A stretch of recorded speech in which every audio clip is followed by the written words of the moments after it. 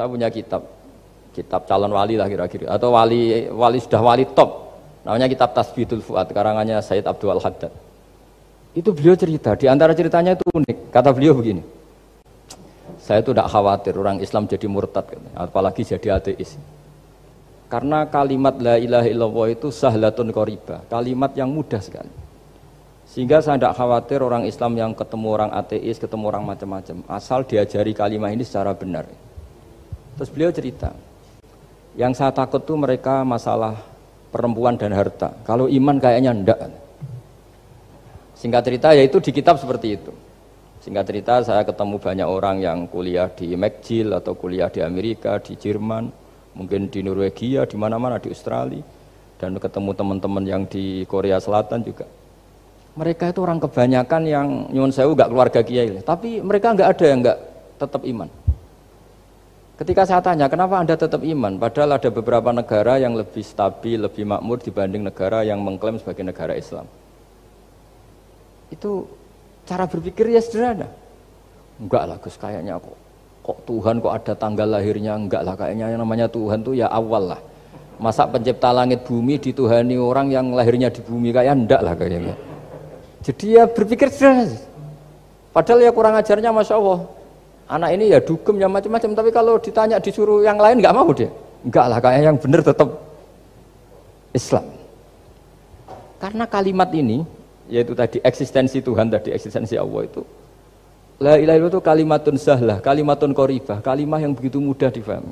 Kenapa mudah difahami? Misalnya kita ngaji, Tuhan itu siapa? Yang menciptakan langit dan bumi. Dengan misalnya perbandingan Tuhan itu siapa? Yang lahir di bumi tahun sekian. Enak mana cara kita menerima itu? Kan keren yang menciptakan langit dan bumi.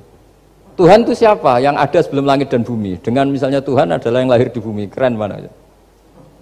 Nah, bayangkan kalau kita punya Tuhan Fir'aun. Sudah mati jadi tontonan kan, terus gak keren maksudnya punya Tuhan kok seperti itu. Nah ini yang katanya Sayyid Abdul Haddad, kalimat ini sahlatun qoribah. Sehingga kalimat ini pula yang kita dilatih, la ilaha illallah kalimatu haqqin 'alaiha nahya wa 'alaiha namut wa 'alaiha nub'ats atau wa biha nub'atsu insyaallah taala minal aminin. Nah, saya sebetulnya tadi datang itu tidak ingin menjelaskan ini, tapi tadi kata Pak Fathul Wahid, ilmu itu kalau dikaji tambah hari tambah mudah, karena perangkat untuk menemukan bulan itu misalnya enggak rata itu gampang sekali. Pakai teori pemandangan ya bisa, pakai teori gambar juga bisa. Kalau teori pemandangan tadi, kalau kita bisa melihat mobil 2 meter masih kelihatan 2 meter, itu dengan jarak berapa masih orisinil seperti itu. Tambah jauh, tambah tidak kelihatan, tambah jauh. Nah ternyata setelah 5 kilo misalnya tidak kelihatan. Berarti untuk jumlah 2 meter hilang per 5 kilo.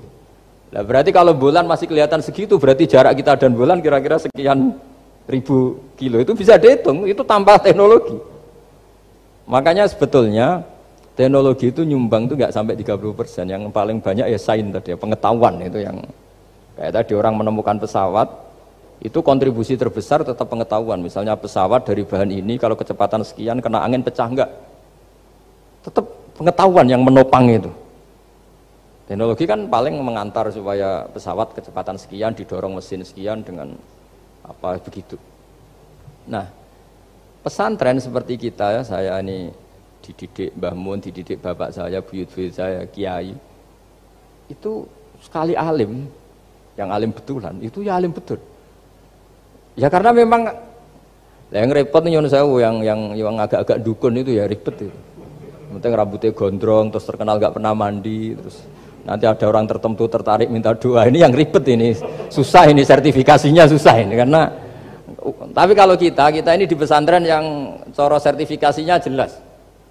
Jadi berani jadi Gus harus bisa baca Mu'in gitu, berani jadi Kiai harus bisa baca Wahab. Aturan mainnya jelas kalau di ini. Yang repot tuh yang sebagian itu aturan mainnya tidak jelas. Terus promosinya itu pernah datangi menteri loh, pernah datangi, wah ya ribet kalau ukuran keren tuh didatangi apa? Menteri atau pejabat. Saya teruskan ya, karena ilmu itu harus menyelamatkan kita sampai di depan Allah Subhanahu wa Ta'ala. Nah, ketika kita menyifati Allah itu az-zahir, zat yang begitu jelas. Itu kalau kita kan kok begitu jelas padahal nggak bisa dilihat, terus kita sendiri tidak pernah melihat. Tapi eksistensi Tuhan sebagai Tuhan, yaitu al-wajibil wujud, Itu jelas sekali karena nggak mungkin sesuatu yang wujud diciptakan oleh yang tidak wujud. Kenapa harus awal? Masa pencipta datangnya terlambat? Terus juga harus bako itu abadi atau al-akhir kalau dalam bahasa Quran. Masa zat yang superior kemudian kalah sama yang diciptakan? Berarti nanti ada kekuatan besar yang mengalahkan Tuhan. Ya kan aneh, kekuatan ini dalam kendalinya kemudian Allah kalah kan tidak mungkin. Makanya disebut al-akhir. Allah pasti tidak ada yang mengalahkan. Terus diantaranya lagi disebut qiyamuhu binafsihi. Kalau dalam bahasa Quran disebut al-qayyum, zat yang berdiri sendiri. Gak boleh Tuhan butuh yang lain. Kalau butuh yang lain berarti bergantung pada yang lain. Dan nggak usah jadi Tuhan lah kalau masih butuh yang lain.